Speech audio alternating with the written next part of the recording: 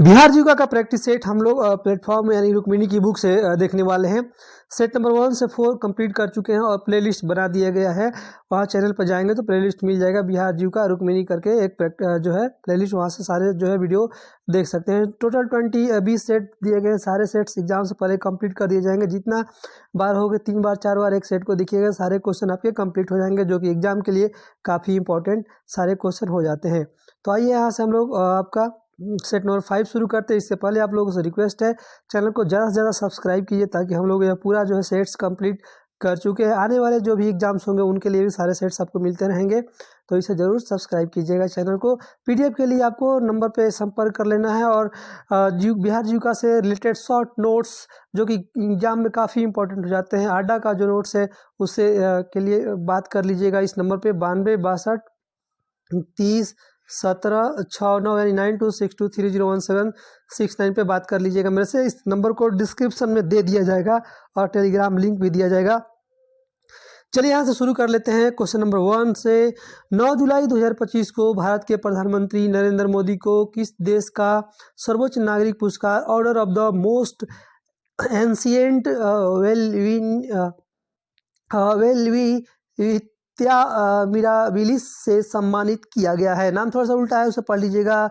Namibia का option A correct answer हो जाएगा। तो याद रख लीजिएगा, 9 जुलाई 2025 को भारत के प्रधानमंत्री नरेंद्र मोदी को नामीबिया का सर्वोच्च नागरिक पुरस्कार Order of the Most Ancient वेलेबिया मिराबिलिस से सम्मानित किया गया है। आपको याद रख लेना है। 9 जुलाई 2025 को भारतीय प्रधानमंत्री 5 देशों के आधिकारिक दौरे पे गए थे। पहले अंतिम चरण में वो नामीबिया गए थे, ये भी आपको याद रख लेना है।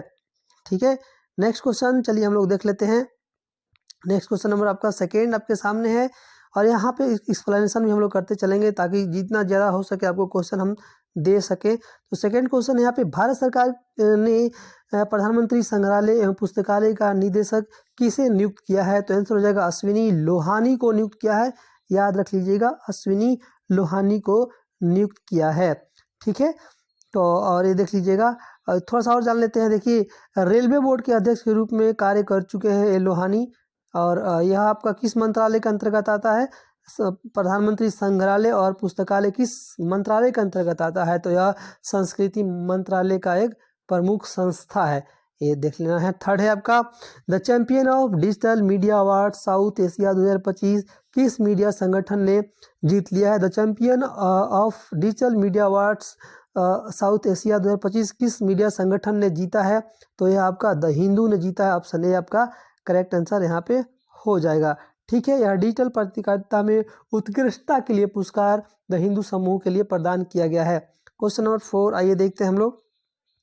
4 है, गंगा ग्राम परियोजना इनमें से किसके द्वारा शुरू किया गया था? तो यहाँ पे पेयजल एवं स्वच्छता मंत्रालय के द्वारा शुरू किया गया था। याद कर लीजिएगा, गंगा ग्राम परियोजना की शुरुआत 23 दिसंबर 2017 को किया गया था। नमामि गंगे योजना की शुरुआत जून 2014 में किया गया था। ये सारे बातें जो मैं बोल रहा हूँ आपको ध्यान से सुन लेना, 2 बार 3 बार वीडियो को सुनिएगा। भारत सरकार ने ग्रामीण क्षेत्रों को उच्च गति के इंटरनेट नेटवर्क से जोड़ने और डिजिटल साक्षरता में सुधार के लिए डिजिटल इंडिया कार्यक्रम कब शुरू किया गया था? यानी कुल मिलाकर आपको बताना है कि डिजिटल इंडिया कार्यक्रम कब शुरू किया गया था। तो आपका 1 जुलाई 2015 को शुरू किया था। 1 जुलाई 2015 को डिजिटल इंडिया कार्यक्रम शुरू किया गया था। ऑप्शन डी यहाँ पे करेक्ट आंसर यहाँ पे हो जाएगा, याद रख लीजिएगा। 25 सितंबर 2014 को मेक इन इंडिया कार्यक्रम शुरुआत किया गया था। कब? 25 सितंबर 2014 को मेक इन इंडिया कार्यक्रम शुरू किया गया था। क्वेश्चन नंबर 6 है, राष्ट्रीय सामाजिक सहायता कार्यक्रम यानी NSAP 15 अगस्त को को शुरू किया गया था। यानी दोस्तों NSAP कब शुरू किया गया था? सन पूछ रहा है, तो 1995 में 15 अगस्त 1995 को NSAP की शुरुआत की गई थी। याद आपको रख लेना है। नेक्स्ट क्वेश्चन आइए हम लोग देखते हैं। क्वेश्चन नंबर 7 है आपके सामने, रेगुलेटिंग एक्ट किस वर्ष पारित किया गया था? तो यह 1773 ईस्वी में पारित किया गया था। याद रख लीजिएगा, रेगुलेटिंग एक्ट 1773 ईस्वी में पारित किया गया था। ठीक है, नेक्स्ट क्वेश्चन नंबर 8 देखते हैं। आइए, प्रथम गोलमेज सम्मेलन के समय भारत का गवर्नर जनरल कौन था? तो आपका लॉर्ड इरविन था। याद रख लीजिएगा, यहाँ पे प्रथम गोलमेज सम्मेलन में भारत का गवर्नर जनरल लॉर्ड इरविन था। यह सम्मेलन 12 नवंबर 1930 से 19 जनवरी 1931 तक लंदन में आयोजित किया गया था। प्रथम गोलमेज सम्मेलन में ब्रिटिश भारत से 58 राजनीतिक हस्तियां जो है और 16 रियासतों के प्रतिनिधिमंडल उपस्थित थे वहाँ पे, आपको याद रख लेना है। दोस्तों देखिए, भारत में वायसराय लॉर्ड इरविन के बारे में जान लेते हैं हम लोग थोड़ा सा। देखिए यहाँ पे लॉर्ड इरविन, यहाँ पे तो ये जान लिए गवर्नर जनरल कौन था, लॉर्ड इरविन। तो लॉर्ड इरविन का कार्यकाल भारत में क्या था? तो 1926 से 1931 के बीच, याद रख लीजिएगा।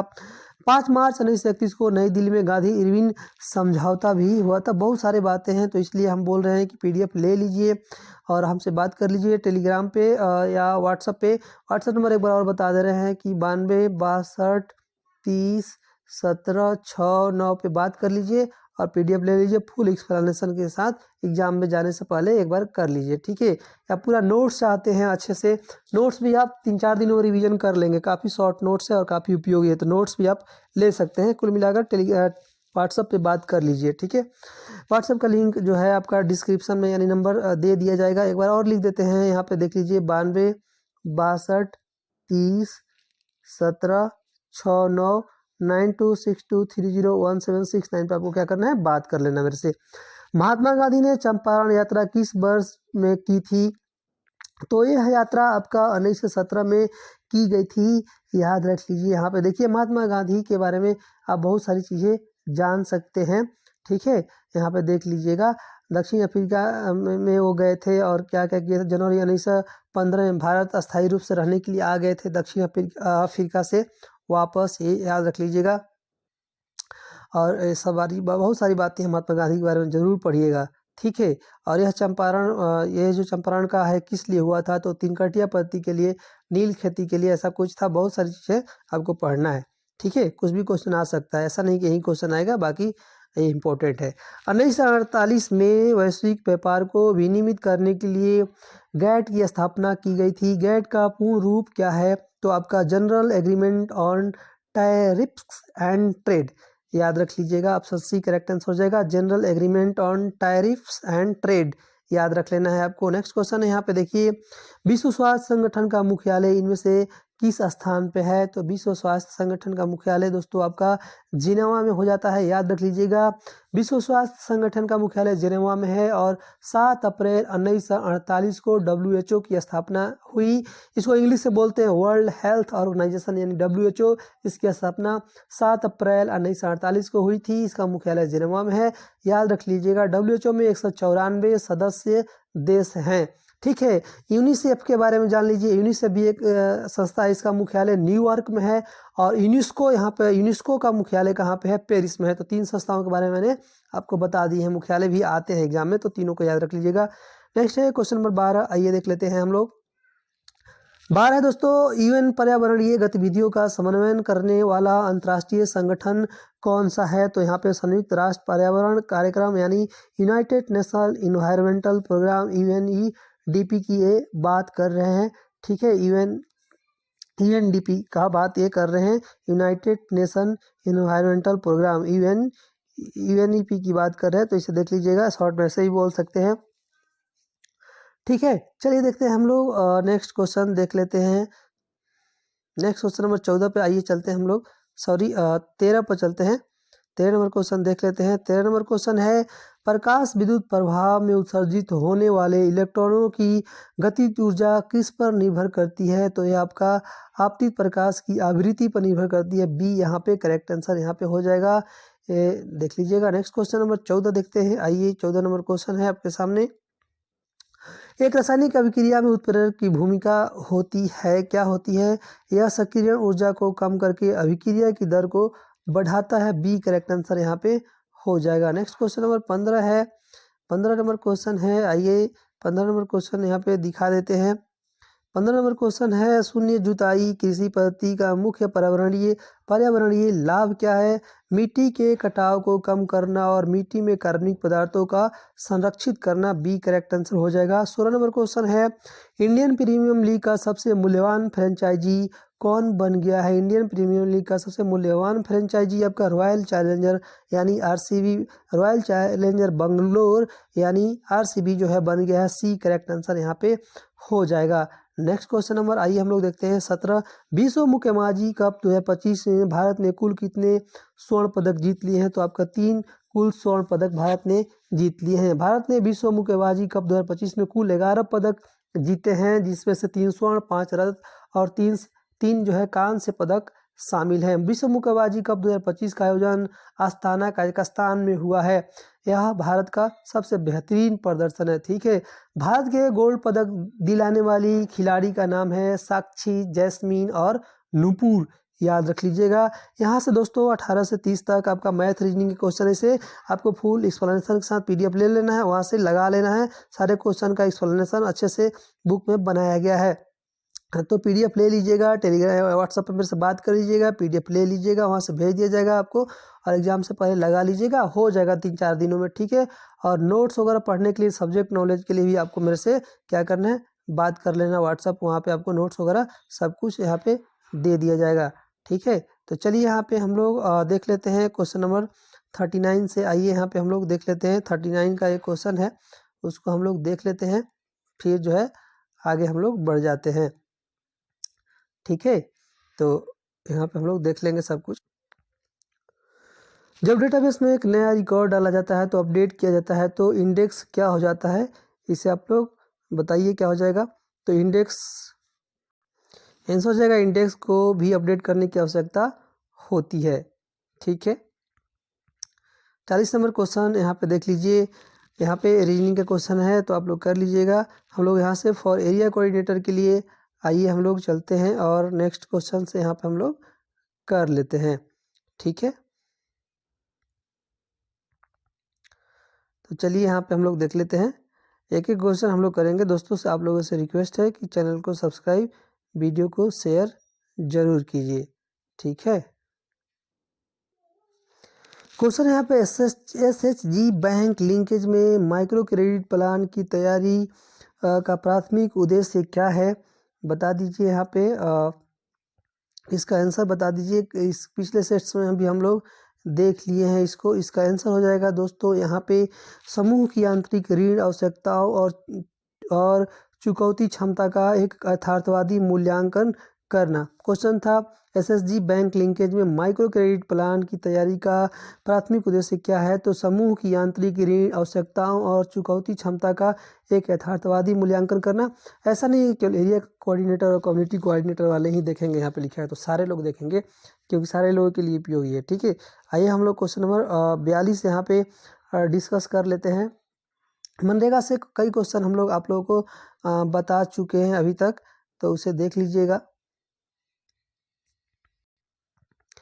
यहाँ पे क्वेश्चन है, मनरेगा के कार्यान्वयन में एक एरिया कोऑर्डिनेटर के लिए कार्य की मांग और मास्टर रोल के बीच संबंध की निगरानी का मुख्य कारण क्या है?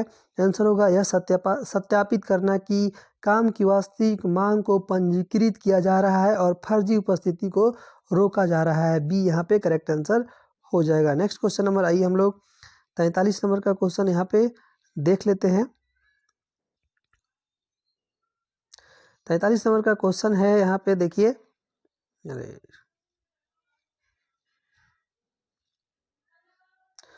वित्तीय समावेशन और वित्तीय साक्षरता में सूक्ष्म अंतर क्या है? वित्तीय समावेशन और वित्तीय साक्षरता में सूक्ष्म जो है अंतर बताना है। आंसर हो जाएगा समावेशन और सेवाओं तक पहुंच सुनिश्चित करता है, जबकि साक्षरता उन सेवाओं का सूचित और प्रभावी ढंग से उपयोग करने की क्षमता प्रदान करती है। बी आपका यहाँ पे करेक्ट आंसर हो जाएगा।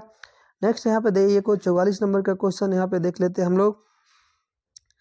चलिए 44 नंबर का यहाँ पे क्वेश्चन हम लोग देख लेते हैं। क्वेश्चन है, निम्नलिखित में से कौन सी केंद्र सरकार की योजना है जिसका उद्देश्य गरीबी को कम करता है? यहाँ पे होगा उपरोक्त सभी। डी करेक्ट आंसर हो जाएगा, यानी प्रधानमंत्री आवास योजना, ग्रामीण राष्ट्रीय कृषि विकास योजना, प्रधानमंत्री कृषि सम्मान निधि योजना, याद रख लीजिएगा ठीक से। निम्नलिखित में से कौन सी केंद्र सरकार की योजना है जिसका उद्देश्य गरीबी कम करना है? प्रधानमंत्री आवास योजना, राष्ट्रीय विकास योजना, कृषि विकास योजना, प्रधानमंत्री सम्मान निधि योजना। नेक्स्ट यहाँ पे 45 नंबर देखते हैं। ग्राम संगठन की एक बैठक में यदि एक एसएचजी अपने आंतरिक मुद्दों को हल करने में लगातार विफल हो रहा है तो वीओ की सबसे उपयुक्त प्रतिक्रिया क्या होनी चाहिए? तो यहाँ पे दोस्तों समस्या के मूल कारण को समझने और समाधान के लिए एसएचजी को परामर्श और सामर्थ्य प्रदान करना है। सी करेक्ट आंसर यहाँ पे हो जाएगा। चलिए देखते हैं हम लोग 46 नंबर। प्रधानमंत्री ग्राम सड़क योजना में सड़कों की गुणवत्ता सुनिश्चित करने के लिए त्रिस्तरीय गुणवत्ता निगरानी तंत्र में कौन से शामिल हैं? तो कार्यक्रम कार्यान्वयन इकाई, राज्य गुणवत्ता मॉनिटर और राष्ट्रीय गुणवत्ता monitor. Option B correct answer होगा। नेक्स्ट यहाँ पे 47 नंबर देखिए। आपका प्रधानमंत्री ग्राम सड़क योजना का मुख्य उद्देश्य क्या है? प्रधानमंत्री ग्राम सड़क योजना का मुख्य उद्देश्य क्या है? तो ग्रामीण क्षेत्रों में कनेक्टिविटी के लिए सड़कें बनाना, ये यहाँ पे करेक्ट आंसर हो जाएगा। नेक्स्ट क्वेश्चन यहाँ पे 48 देखते हैं। 48 है, राष्ट्रीय सामाजिक सहायता कार्यक्रम के तहत पेंशन योजनाओं का क्रियान्वयन मुख्य रूप से किसका दायित्व है? तो यह दोस्तों राज्य सरकारों का, जिसमें केंद्र सरकार योगदान देती है। ऑप्शन जो है बी करेक्ट आंसर हो जाएगा। 49 नंबर क्वेश्चन है यहाँ पे, डिजिटल वित्तीय सेवाओं को अपनाते समय ग्रामीण क्षेत्रों में सबसे बड़ी चुनौती क्या है? तो तकनीकी ज्ञान की कमी और धोखाधड़ी का डर। बी करेक्ट आंसर यहाँ पे हो जाएगा। 50 नंबर है यहाँ पे, निम्नलिखित में से कौन सा स्वयं सहायता समूह का एक तत्व है? तो यहाँ पे दोस्तों हो जाएगा राजनीतिक भागीदारी। डी करेक्ट आंसर यहाँ पे हो जाएगा। नेक्स्ट क्वेश्चन नंबर 51, आइए देखते हैं। 51 है, ग्राम संगठन वीओ और क्लस्टर लेवल फेडरेशन सीएलएफ की उच्च स्तर का फेडरेशन कहा जाता है क्योंकि स्वयं सहायता समूहों से ऊपर की संरचनाएं हैं। बी करेक्ट आंसर हो जाएगा। एसएचजी बैंक लिंकेज का क्या महत्व है? तो आंसर, ये क्वेश्चन जो दिख रहा है ना, कई बार हम लोग डिस्कस कर चुके हैं। यहाँ पे आंसर हो जाएगा बी दोस्तों, ग्रामीण क्षेत्रों में विभिन्न वित्तीय उत्पादों को उपलब्ध कराना आपका बी करेक्ट आंसर हो जाएगा। यहाँ पे चलिए हम लोग 53 नंबर देख लेते हैं। 53 नंबर क्वेश्चन है, एक सफल मूल्य श्रृंखला विकास हस्तक्षेप में अंतिम चरण क्या होना चाहिए? तो यहाँ पे दोस्तों हो जाएगा आपका ब्रांडिंग, गुणवत्ता प्रमाणन और अंतिम उपभोक्ताओं के साथ सीधे संबंध स्थापित करना। बी यहाँ पे करेक्ट आंसर हो जाता है। नेक्स्ट यहाँ पे 54 देखिए। 54 है आपका, जीविकोपार्जन संवर्धन में क्या शामिल हैं? तो जीविकोपार्जन संवर्धन में आपके क्या शामिल है? उपरोक्त सभी शामिल हैं। केवल कृषि आधारित आजीविका, गैर कृषि और ऑफ फार्म आजीविका, मूल्य श्रृंखला और बाजार लिंकेज हो जाएगा। 55 है, फॉर्म आधारित आजीविका में क्या शामिल है? फॉर्म आधारित आजीविका में क्या शामिल है बताएं? तो यहाँ पे आपका हो जाएगा 55 का आंसर हो जाएगा दोस्तों सी, कृषि, बागवानी और पशुधन आपका करेक्ट आंसर यहाँ पे हो जाता है। आइए हम लोग 56 नंबर देखते हैं। 56 नंबर क्वेश्चन है, गैर कृषि और ऑफ फार्म आजीविका की विशेषता क्या है?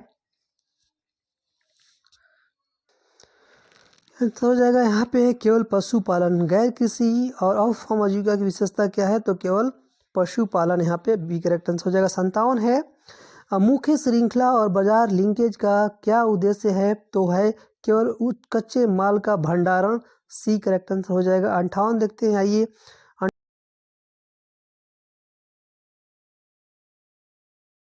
आपका बिहार में मुख्यमंत्री आवास योजना ग्रामीण किसके लिए है?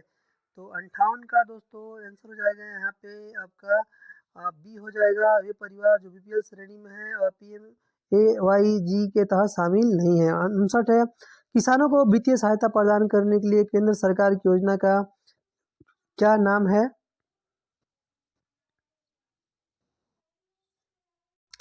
यहाँ पे हो जाएगा आपका प्रधानमंत्री किसान Samman Nidhi. B correct answer हो जाएगा। 60 नंबर क्वेश्चन देखते हैं। जीविका का बिहार ग्रामीण आजीविका संवर्धन सोसाइटी किस प्रकार की पहल है? तो हो जाएगा बिहार सरकार की पहल है। बी करेक्ट आंसर हो जाएगा। आइए यहाँ से हम लोग अब कम्युनिटी कोऑर्डिनेटर का यहाँ से क्वेश्चन देख लेते हैं। ये क्वेश्चन है आपका, PMAYG और बिहार की MAYG योजना में मुख्य अंतर आपका क्या हो जाता है? तो आंसर होगा दोस्तों यहाँ पे MAYG मुख्य रूप से उन BPL परिवारों को लक्षित करती है जो PMAYG के दायरे में नहीं आते हैं। यहाँ पे सी करेक्ट आंसर हो जाएगा। नेक्स्ट क्वेश्चन यहाँ पे आइए हम लोग देख लेते हैं। 42 नंबर का क्वेश्चन आपके सामने दिखा देते हैं और उसे पढ़ लेते हैं। स्वयं सहायता समूह के जीवन चक्र में नियमित बचत और आंतरिक लेन देन के चरण के बाद आमतौर पर क्या आता है? तो यहाँ पे दोस्तों हो जाएगा बड़े ऋण के लिए बैंक के साथ लिंकेज का प्रयास करना। बी करेक्ट आंसर यहाँ पे हो जाएगा। 43 नंबर आइए हम लोग देख लेते हैं। 43 नंबर क्वेश्चन है यहाँ पे, दीनदयाल अंत्योदय योजना में अंत्योदय शब्द का क्या अर्थ है? तो यहाँ पे 43 का हो जाएगा दोस्तों, पंक्ति में खड़े अंतिम व्यक्ति, सबसे गरीब व्यक्ति का उत्थान करना। बी करेक्ट आंसर यहाँ पे हो जाएगा। 44 नंबर देख लीजिए यहाँ पे, एक गांव में भूमिहीन और कुशल युवाओं का एक समूह रोजगार के अवसर के लिए सामूहिक समन्वय से संपर्क करता है। समन्वयक को उन्हें गारंटी जो है शुदा मजदूरी रोजगार के लिए सबसे पहले किस केंद्र सरकार की योजना के बारे में बताना चाहिए? तो यहाँ पे हो जाएगा आपका महात्मा गांधी राष्ट्रीय ग्रामीण रोजगार गारंटी अधिनियम मनरेगा को बताना चाहिए। बी करेक्ट आंसर हो जाएगा। 45 देखिए, निम्नलिखित में से कौन सी कृषि आधारित आजीविका की प्राथमिक विशेषता नहीं है? कृषि आधारित आजीविका की प्राथमिक विशेषता नहीं है दोस्तों, निश्चित मासिक वेतन। डी यहाँ पे करेक्ट आंसर हो जाएगा।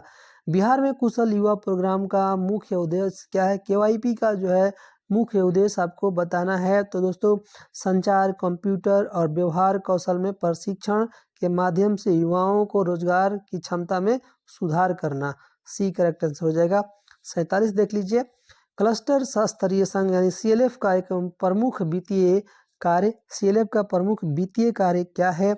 तो एक वित्तीय माध्यम के रूप में कार्य करना, बैंकों से धन प्राप्त करना और उसे ग्राम संगठनों तक पहुंचाना। बी हो जाएगा आंसर। नेक्स्ट क्वेश्चन यहाँ पे आइए 48 नंबर का क्वेश्चन देखते हैं। 48 नंबर क्वेश्चन है यहाँ पे, बिहार की राज्य सामाजिक सुरक्षा योजनाएं आमतौर पर किन्हें सहायता प्रदान करती है? तो यहाँ पे हो जाएगा आपका सी, बुजुर्गों, विधवाओं और दिव्यांग व्यक्तियों जैसे कमजोर समूहों को। सी होगा आंसर। PM किसान का पूर्ण रूप क्या है? तो PM किसान का पूर्ण रूप आपको बताना है। यहाँ पे हो जाएगा प्रधानमंत्री किसान सम्मान निधि। सी करेक्ट आंसर हो जाएगा। यहाँ पे 50 नंबर आइए हम लोग देख लेते हैं। बिहार की सतत जीविकोपार्जन योजना को अल्ट्रा पुअर ग्रेजुएशन अप्रोच कहा जाता है। इस संदर्भ में ग्रेजुएशन का अर्थ आपको बताना है लाभार्थी परिवार का अत्यधिक गरीबी से बाहर निकल कर आत्मनिर्भर बनना। बी करेक्ट आंसर यहाँ पे हो जाएगा।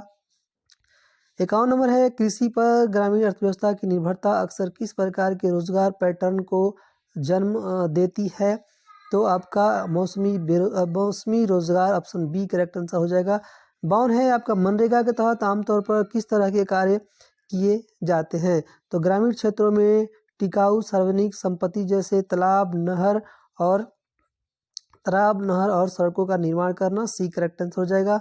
53 नंबर क्वेश्चन है यहाँ पे देखिए, ग्रामीण क्षेत्रों में बीमा मॉडल को बढ़ावा देने से समुदायों को क्या प्रबंधित करने में मदद मिलती है? तो आपका बीमारी, फसल खराब होने या मृत्यु जैसी घटनाओं से जुड़िए वित्तीय जोखिम। ऑप्शन सी करेक्ट आंसर होगा। 54 है यहाँ पे, मनरेगा जैसी योजनाओं के कार्यान्वयन में पंचायती राज संस्थाओं की क्या भूमिका है? तो वे स्थानीय स्तर पर प्राथमिक कार्यान्वयन एजेंसी हैं जो कार्यों की योजना बनाने और जॉब कार्ड जारी करने के लिए जिम्मेदार हैं। सी होगा यहाँ पे आंसर। 55 नंबर है, दीनदयाल अंत्योदय योजना द्वारा प्रचारित त्रिस्तरीय संरचना में कौन शामिल है? इसका मतलब दीनदयाल अंत्योदय योजना होता है, ठीक है।